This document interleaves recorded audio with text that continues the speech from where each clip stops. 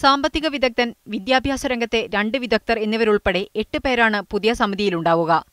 അടിസ്ഥാന വിഭാഗങ്ങളെ ഉൾപ്പെടുത്തി അവരുടെ പ്രശ്നങ്ങൾ നേരിട്ടറിയുക എന്നതായിരിക്കും പുതിയ സംവിധാനത്തിന്റെ ലക്ഷ്യമെന്നാണ് കേന്ദ്രത്തിന്റെ വിശദീകരണം.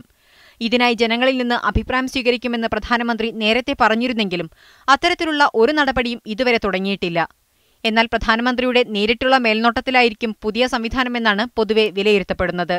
ഇതിൽ 4 പേർ മാത്രമേ സർക്കാർ തലത്തിൽ നിന്ന് ഉണ്ടാവുകയുള്ളൂ. മറ്റു 4 പേരെ കേന്ദ്ര സർക്കാർ നേരിട്ട് നിർദ്ദേശിക്കും.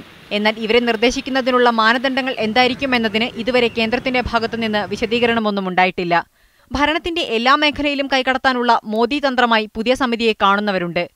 ചെങ്കോട്ടയിൽ നടന്ന സ്വാതന്ത്ര്യദിന സന്ദേശത്തിന്റെ ഭാഗമായുള്ള പ്രസംഗത്തിലാണ് ആസൂത്രണ കമ്മീഷൻ നിർത്തലാക്കി പകരം സംവിധാനം നടപ്പിലാക്കുന്നതിനെക്കുറിച്ച് നരേന്ദ്രമോദി പ്രഖ്യാപിക്കുന്നത്. പുതിയ സംവിധാനം നടപ്പിലാക്കുന്നതിനെക്കുറിച്ചുള്ള ചർച്ചകൾ കേന്ദ്ര നേതൃത്വത്തിൽ പുരോഗമിക്കുകയാണ്. വരുന്ന മാസം ആദ്യം തന്നെ ഇക്കാര്യത്തിൽ അന്തിമ തീരുമാനമുണ്ടാകുമെന്നാണ് നിലവിലെ സൂചനകൾ. News desk, media 1.